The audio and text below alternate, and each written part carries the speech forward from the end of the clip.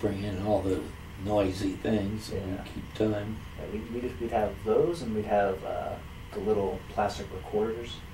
Those are pretty much what they just gave everyone back in second grade. Yeah, at the grade school I went to, Gray Hill Elementary in Springfield, and this was early 40s. This is wartime. Yeah.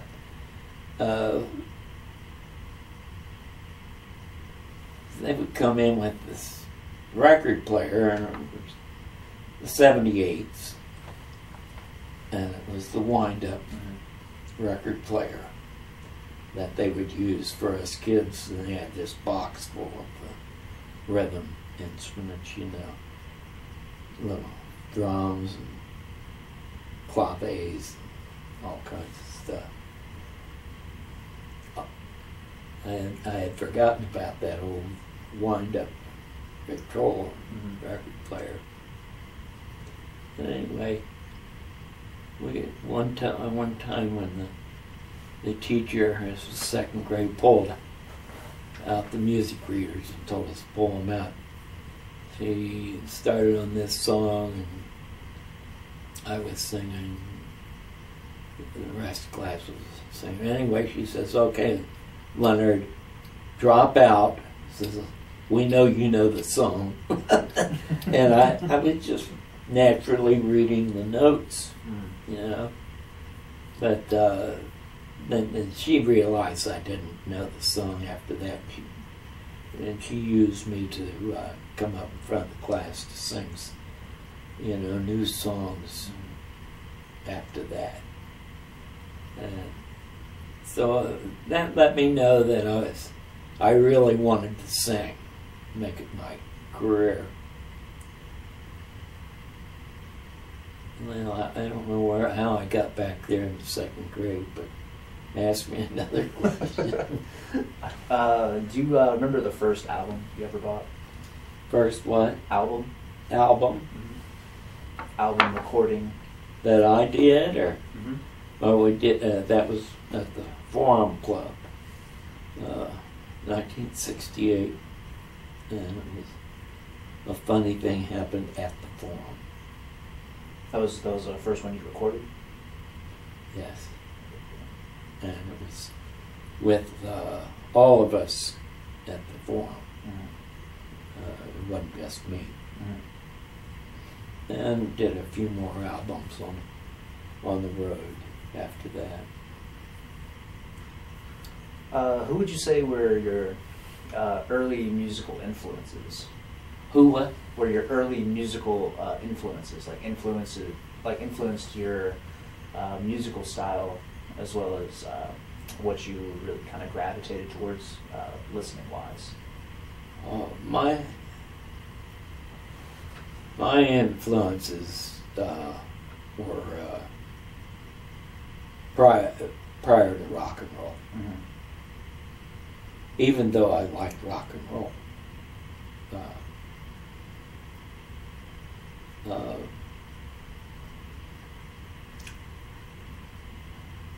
Sinatra was not one of them, even though I did Sinatra songs.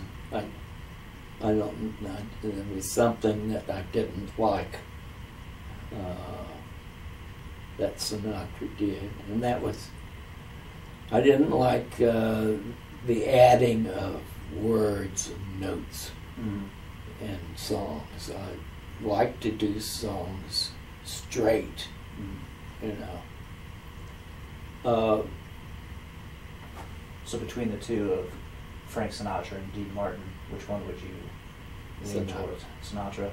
I know that's a big hit or miss with people sometimes.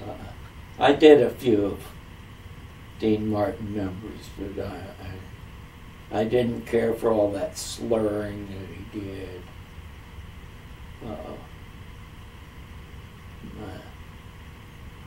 Everybody Loves Somebody, and That's Amore.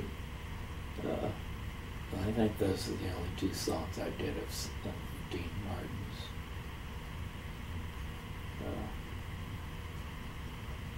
But I did most of the crooners style. So I like the crooners that I grew up with. And I like the big band stuff. I just like the old style stuff at first. And then I, of course, had to learn, what came along. Mm-hmm. Evolve with the times. Yeah, and I would, I wouldn't just do any song that came along. It had to, the public had to really, the whole public had to grasp a hold of the song before I would have it done in the club. Because you do something that's a hit and miss, and the crowd, is bored with it. Yeah. And some songs that you listen to, you think, oh, that's such a great song, and it is.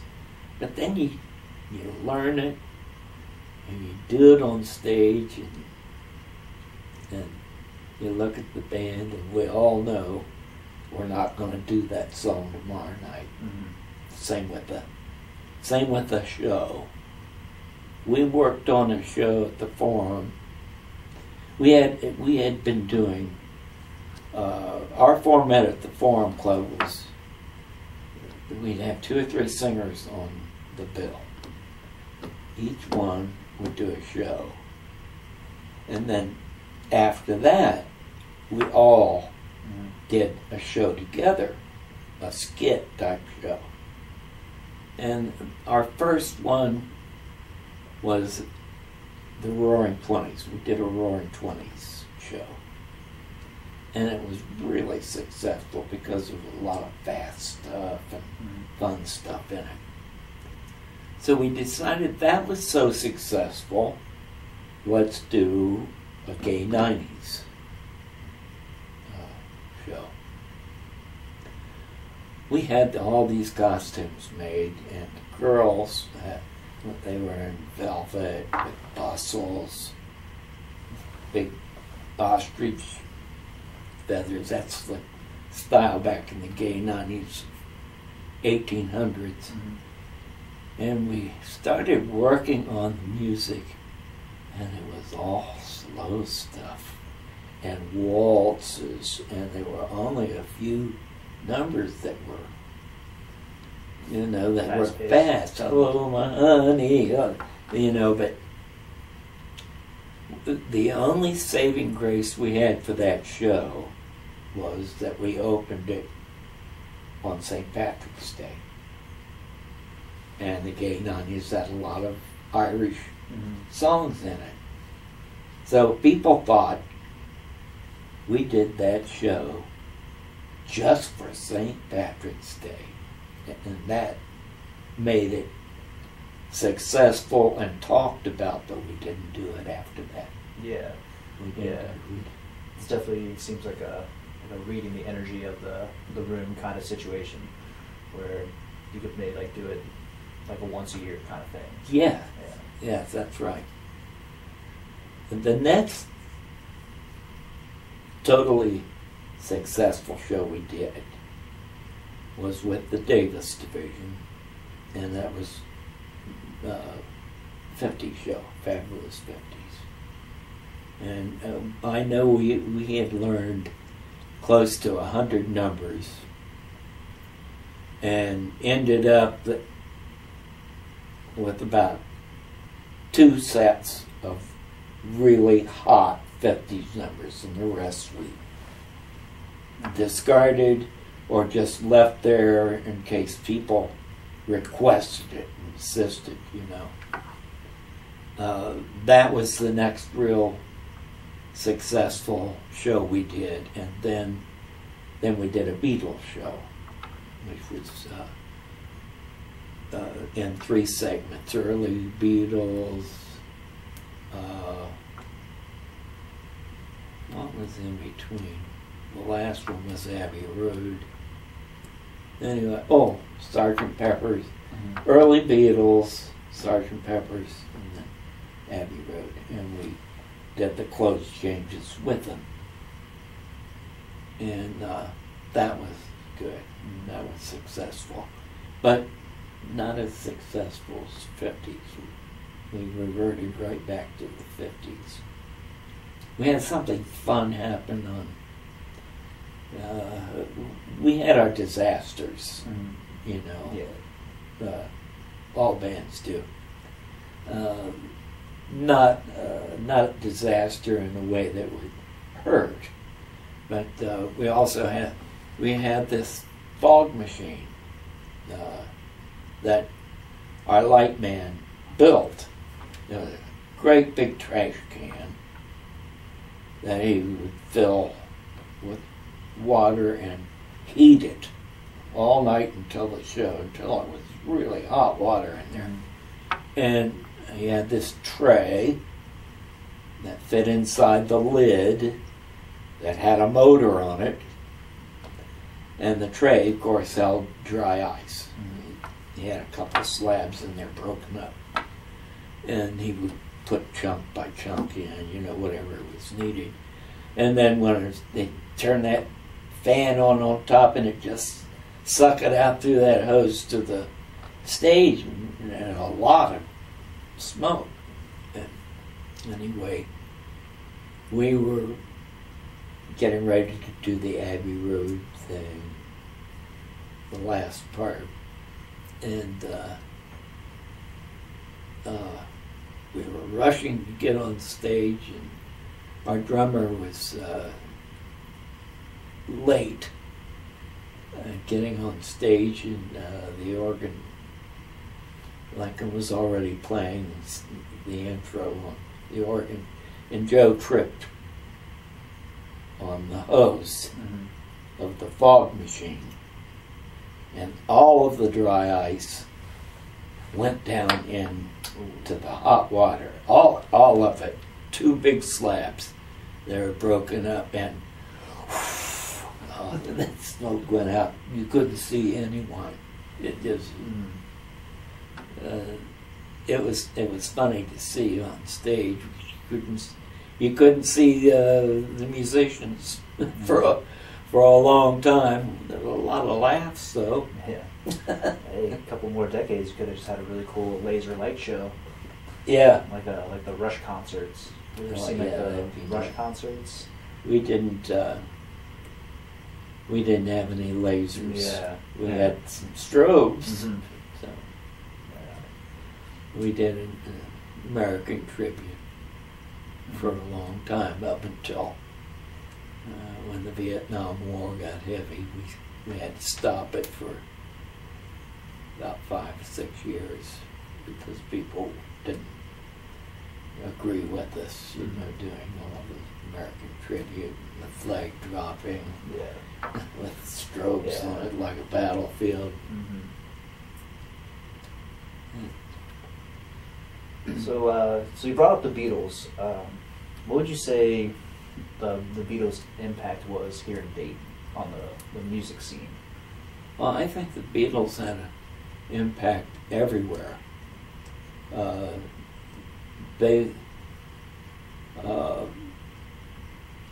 When I first recorded the early 60s, when they were coming in, and of course we weren't too cool on the air at first. Yeah. You know.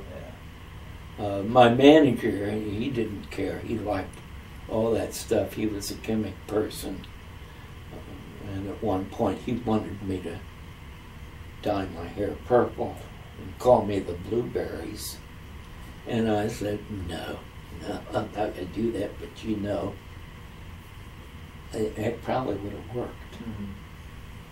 Because at that time it would have been ahead of most people. And I kind of kicked myself. I could have let my hair grow back out. You know? Yeah. But I was too straight to do that. I liked the old stuff. And he was working me into the new stuff. But the Beatles, they had some nice stuff. What would you? Do you have a favorite song of theirs, or a particular album that you love? Well, I like Singing Yesterday and Michelle. I Want to Hold Your Hand. I like that. Yeah, that's cool. And those songs really sound good when they're orchestrated.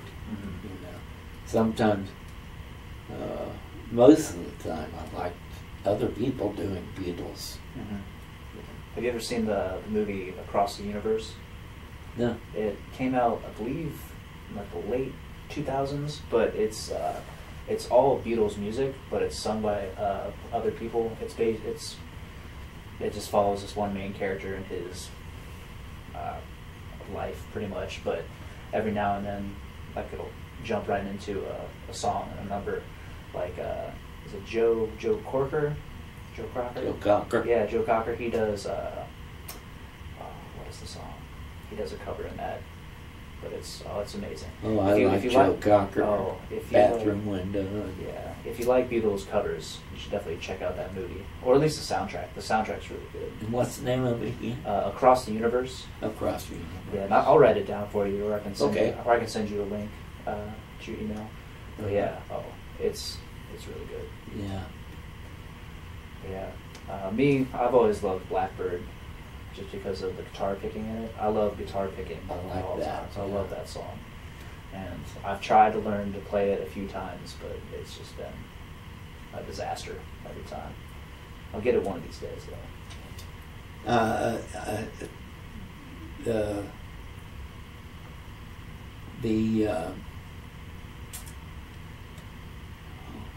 What was the concert? Up in New York. I think of a minute. Go ahead with you. Oh, good. Oh, and it was "Come Together" was the song that he covered. Oh yeah, I like that one. He covered that song in that movie. So did you ever actually go to see concerts, or were you just too busy with? Too busy and didn't go see very many concerts at all. Are there any in particular that stand out? Well, let's see. The Supremes concert over in, I think it was at Hare Arena. They introduced Little Stevie Wonder that night. And he came out in T-shirts and jeans, and played harmonica and sang Fingertips, his first hit. And that was the first time we'd seen Stevie Wonder. So that concert was, that was a good concert. And the Temptations were on it. But it was also when the Supremes were starting to have their battles, getting ready to break up. Florence and the manager came out to the forum after their show. Diana Ross didn't, or Mary. We had a lot of stars come into the forum while we were open, especially from Kenley on Wednesday nights. The manager, Bill Hunter, he would bring them out. And we promised that, and we shouldn't have, we promised him that we would not bother the stars. We wouldn't take their pictures and stuff like that. Yeah, it's hard to promise. We shouldn't have promised that. It's a hard thing to promise. Yeah. George Hamilton came in one night from Kenley, and Joe, this was when Lyndon Johnson was president, and he was dating Linda Bird, the daughter. Mm-hmm. And Joe, my partner, went backstage, and Dottie Jean was getting ready to come on to sing. And Dottie was, we called her the saucy and unpredictable, Miss Dottie Jean, because she was. And you never knew what she was going to say or do. She said, don't say anything to George Hamilton about the White House or Linda Bird. She said, okay. After about the third song, she says, hi, George.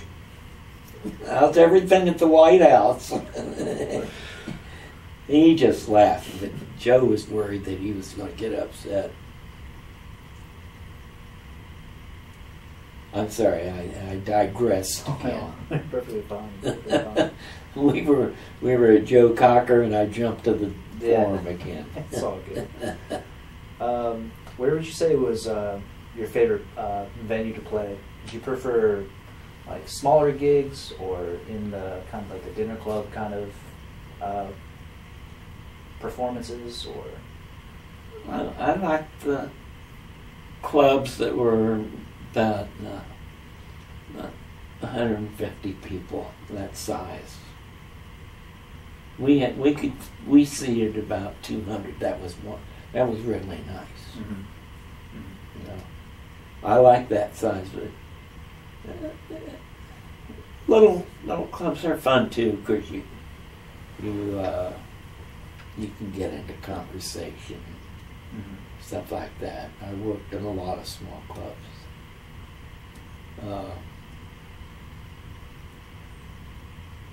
Yeah, the first small club I had a band at in Dayton was Little Mickey's. And that was right across from the police station on 3rd Street. Okay. It's not there anymore. Yeah.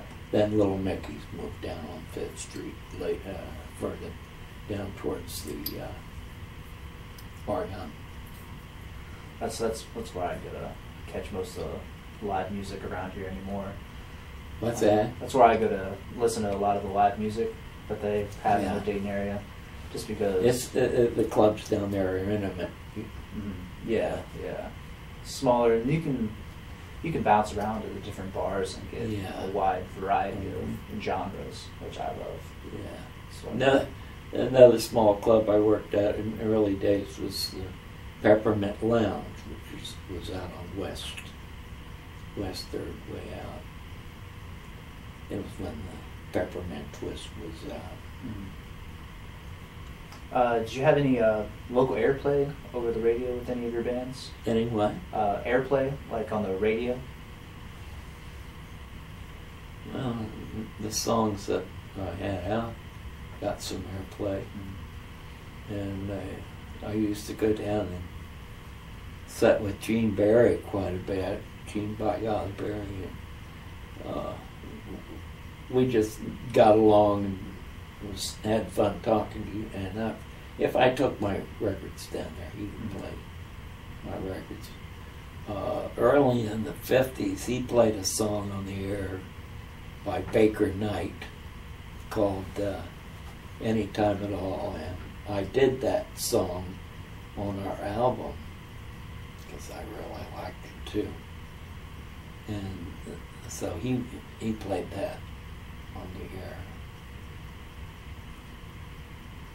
But yeah, I got some airplay and did record hops.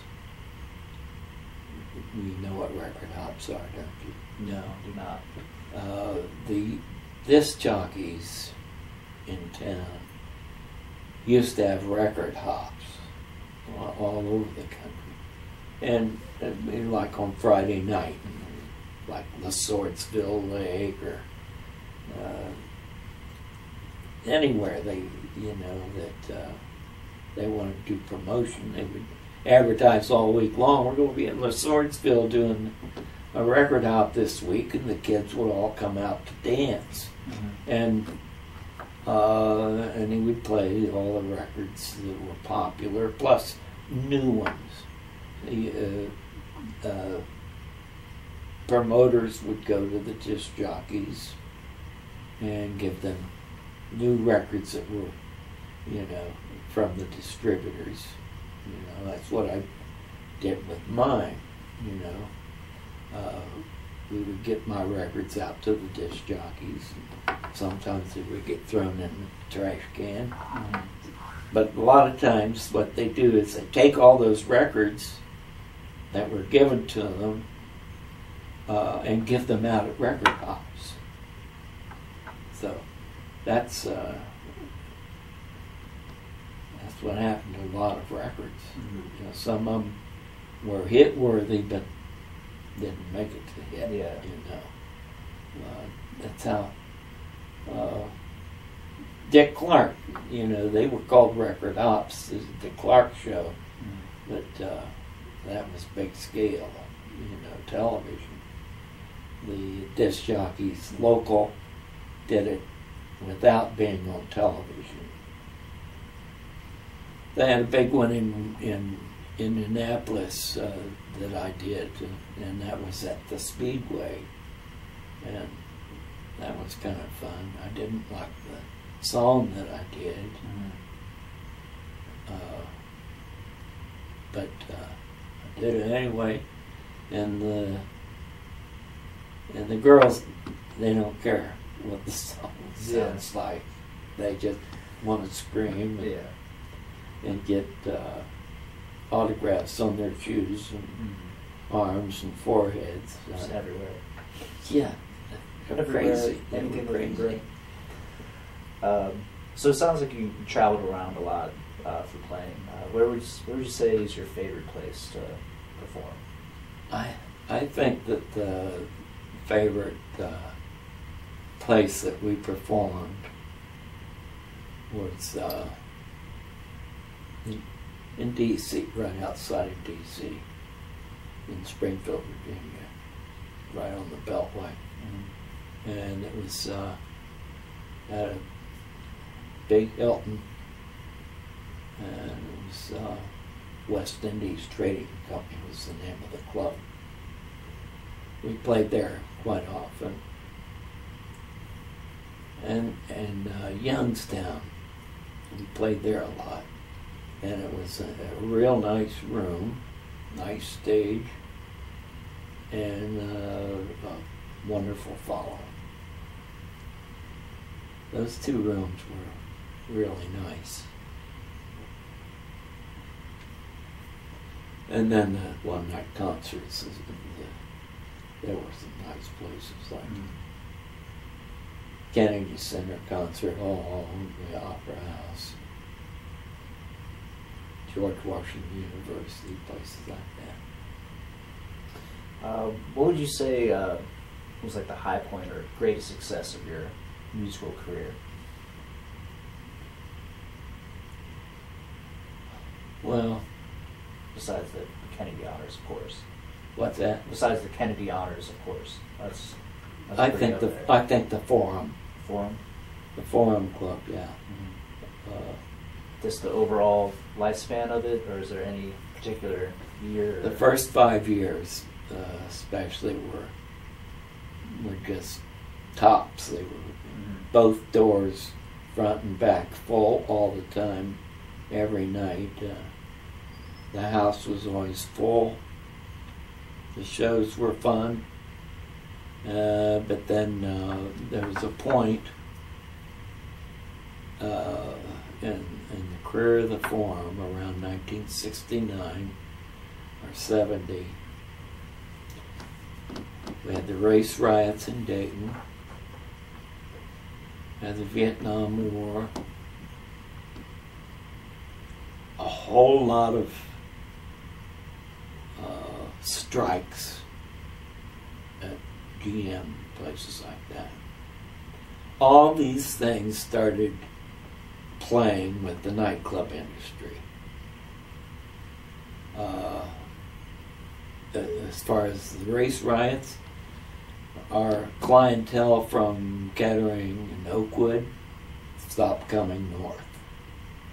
The ones we knew would say, we're not going to go past 3rd and Main, you know. The strikes, that they always happened right before Christmas, ruined everybody's Christmas that worked there. And the retailers.